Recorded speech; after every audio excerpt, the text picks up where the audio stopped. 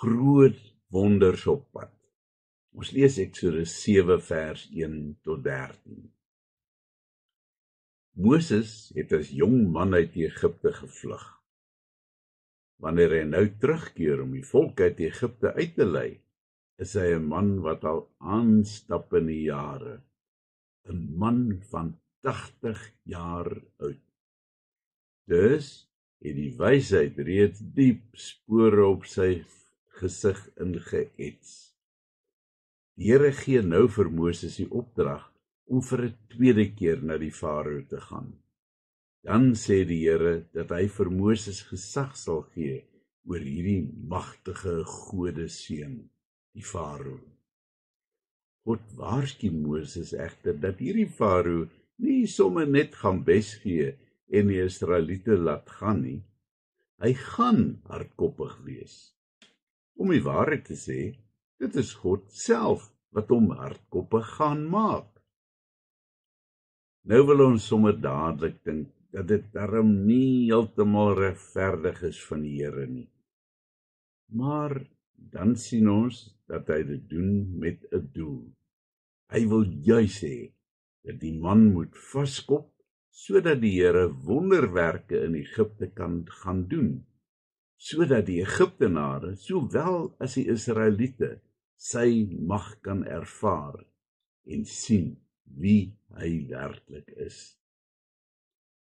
Dis interessant dat die letterlike vertaling lui dat die Here die Farao se hart sal verhard.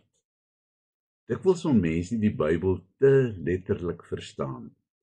Daar was per geleentheid 'n ekspedisie gefinansier om te gaan soek na 'n mummie van 'n farao met kardiosklerose, met ander woorde, verharding van die hart.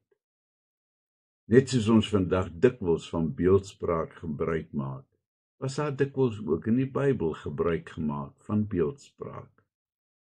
Maar terug by Egipte.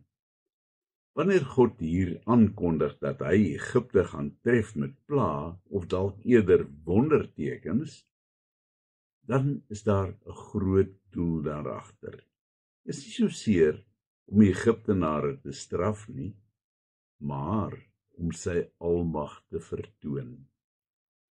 Vandag word ons dikwels ook getref deur sogenaamde pla. Ons word gestraf deur God, omdat ons nie sy wil doen nie.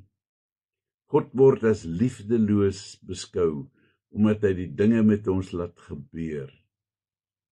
Maar is dit werklik wat gebeur? Wanneer God jou sogenaamd straf, is dit nie noodwendig 'n plaag wat jou tref nie, maar baie eerder 'n teken van God se almag en 'n poging van hom om jou tot besinning te ruk sodat jy aan hom gehoorsaam sal wees. Dit is God se genadige betrokkenheid in jou lewe wat jy aansien vir 'n sogenaamde plaag. En so in opdrag van God is Moses en sy broer Aaron weer terug na die Farao. Die arme koning, hy het sekerlik swaar gesug toe hy die twee ou manne voor hom sien. Het hulle dan nog nie geleer nie? Maar hy sal hulle toets om te sien of daar darm iets in hulle steek.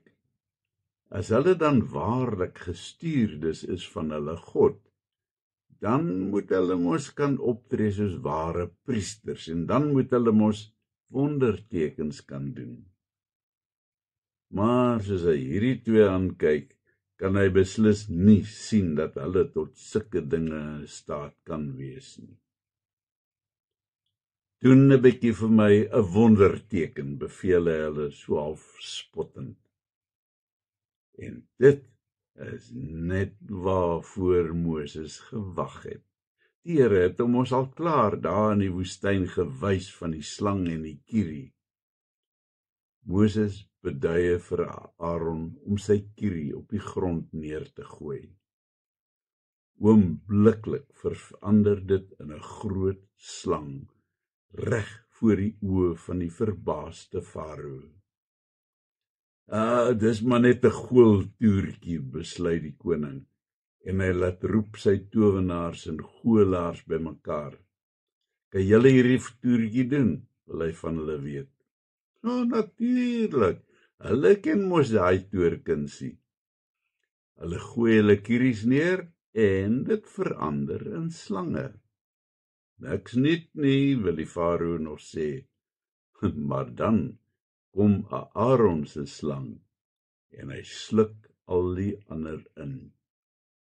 'n Vertoning van mag oor die Egiptiese towenaars. Die farao moes hier al besef het dat hy op dun ys loop. Maar hy bly onversetlik. Nee, jou mense sit nie hulle voete uit Egipte nie. Nou is die verhoog opgestel vir God, sodat hy kan wys dat hy nie maar net een van die Egiptiese dooie gode is nie, maar die lewende, almagtige God wat hemel en aarde geskep het en steeds volle mag het oor die ganse skepping. Hy sal ook aan hulle toon dat hulle gode nietig is en dat hy volle mag het oor hulle gode. Hy sal slaan waar dit vir hulle die seerste maak, juis in hulle vals godsdiens. Hy sal hulle sogenaamde gode tref, sodat hulle kan sien dat hierdie gode niks werd is nie. Ons sal sien dat daar 'n beslisste patroon is in die formulering van die 10 plaae. Daar's 3 groepe van 3 plaae elk, en uiteindelik loop dit uit op 'n dramatiese klimaks, waar die farao en die ganse Egiptiese volk totaal platgeslaan is. Soos wat die plaae vorder, sien ons hoe dat die farao se hart al gaande vermurwe, totdat hy uiteindelik totaal ingee en die Israeliete smeek om asseblief tog die land te verlaat. Ons sien ook dat die farao se towenaars probeer om hierdie toorkuns in die plaae na te maak, om te wys dat dit niks met 'n goddelike handeling te doen het nie. Maar hulle kan dit nie regkry nie. Die farao en sy Egiptiese volk het nie vir God ernstig opgeneem nie, en hulle moes die gevolge dra. Vandag sien ons dikwels presies dieselfde tendens. Mense neem nie vir God ernstig op nie, en uiteindelik sal die gevolge afgryslik wees. Ek het al koue rillings gekry as ek hoor dat iemand so half spottend sê, hy sal seker maar hel toe gaan, so asof dit 'n kindertuin is. Sulke mense besef nie dat hulle met vuur speel nie. God se genade is oneindig groot, maar die straf van die ewige vuur is eweneens 'n werklikheid vir diegene wat God se aanbod van die ewige lewe van die hand wys. Kom ons bid. Here, ek staan dikwels in verwondering oor die groot tekens wat U doen.